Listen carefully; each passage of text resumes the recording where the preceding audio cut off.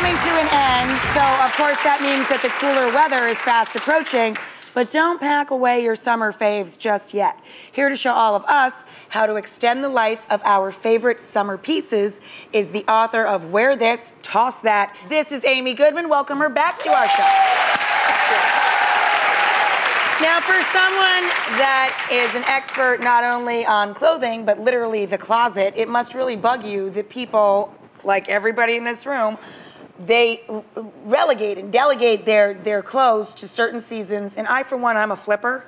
I don't know about you guys, but as soon as the seasons change, I do the whole flip. Like, one closet goes into storage and boxes, the other closet goes in. Like, I can't even see my summer clothes off September 1st. I want Rachel to come to my house and do that to my closet, because I honestly think that for most of us, when we hit that fall deadline, we're not really doing that. You know, it's a gradual transition for us. And that's why you can find favorite transitional pieces in one season that you can use in yet another season. And here in the book, I talk a lot about how to mix and match clothing and do it well and with confidence. It can be a little bit tricky to really maximize what you have in your closet, because it doesn't make sense really to run out every season and get a whole new wardrobe for that season. It's not practical, it's not affordable, and who truly has the time to do that?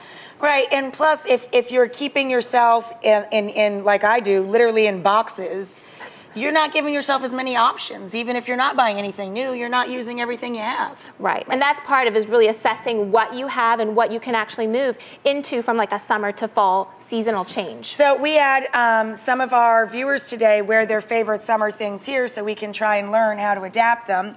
Danielle is wearing one of my favorites from this season, the maxi dress, the really long full-length dress. I was intimidated by this because I thought it was only for tall people, but actually they're super comfortable and anybody can wear them. But Danielle, would you think to wear that after the season changes? Never.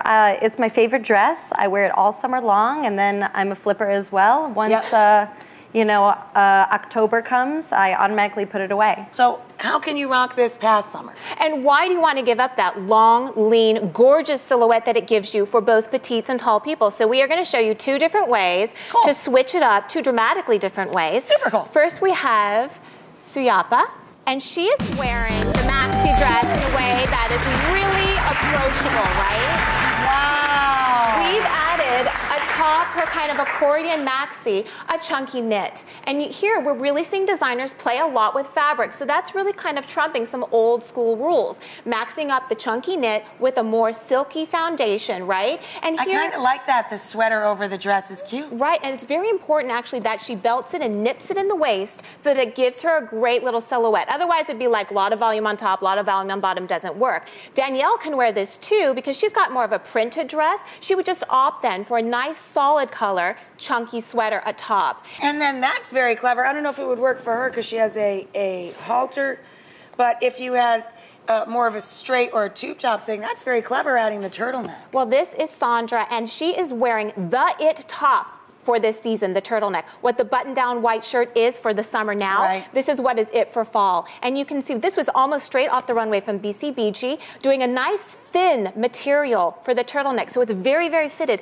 Otherwise, it would kind of bunch up under your arms and add a bit of volume around the neck. This is actually a toss look, though. If you happen to have a super short neck or you have a double chin, the turtleneck does you no favors in that department. No favors. And I'm going to counteract you here because you said that Danielle couldn't wear this. She actually could. You can wear this with not only the strapless, you can wear with asymmetrical one shoulder and even with the light ties. Yes, so this is probably breaking convention of what people really do expect would look good.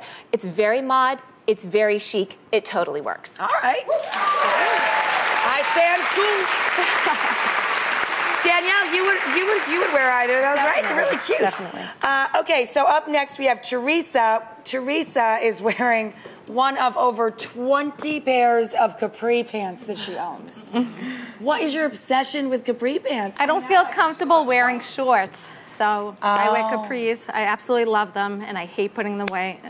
I hate putting them away in August come September. I see. So it's a compromise for you because you don't want to do shorts. Yeah. So you end up with a lot of these. My mom owns a ton of them, but my mom is only 4'10", so she buys capris because for her they're perfectly tailored trousers. Oh my God. Well, and with the capri pant, I love them too because they're easy, they're breezy, they're nice and cool in the summertime, right? With a little bit of hint of skin, a la Audrey Hepburn. They are so classic, and you can wear them into the fall. We're going to show you two looks that are absolutely completely independent of one another. Oh, now I feel so stupid. It's so obvious. Put them with a tall boot. Duh. So first we have here with Kimberly. She has her cotton twill navy capris, right, that we've paired with a textured stocking. I love this look because stockings Adorable. more than ever, all sorts of textures to play with. Then I do, I'm going to warn you a little bit with the poncho. I don't love ponchos that are all crazy, tons of fabric, looks like you're wrapped up in a blanket. I like this because it is fitted, and the V pattern here is extremely flattering and very slimming. Yep. So she looks totally hot. And then what you said, we're playing the trick here. We're not trying to pretend that we're wearing the capri. We're totally hiding it in the equestrian style boot, which I love. That's fantastic. Here, the key with your capri, make sure it's more fitted to the leg so you can tuck it inside the boot. Right, because now it looks like a legging. Right, so it's more comfortable. Otherwise, you're going to have a lot of excess fabric that you're going to stuff in your boot. Won't be comfortable. And do the sit-down test so that when you sit in it, they don't pop out of the boot. Do you know what I'm saying? Oh, you just be tucking them in all day long. Do the sit-down test. That is a great double tip on that one, right? Because you don't want to be the knee popper. Love that. Thank you, girls. Okay, up next we have Roxanne, and Roxanne loves to wear her whites. She's got a beautiful head-to-toe white outfit on today. You look lovely. Thank you. Nice and tan, the blonde highlights. You rock the whole white thing very beautifully. But I bet, just like me, you don't wear white after Labor Day, right? You're right. I always thought it was a fashion no-no not to wear white after a Labor Day, so I pack them away. School us. Well, the thing is, that rule about not wearing white after Labor Day was a social rule developed like in the early 20th century. Should we be following rules from the earliest 20th century? No. I don't think so. White after Labor Day, totally acceptable. Let me show you how you can break up your head-to-toe whites right now. So here we have Catherine. She's wearing the white trouser pant. Here's the rule, ladies. You want to wear white down below. Just make sure the trouser pants fit you to a T, and they look totally stunning and gorgeous. A cashmere sweater for added warmth. A nice extended long scarf. Pretty. Which, if you let it go loose, it elongates her frame.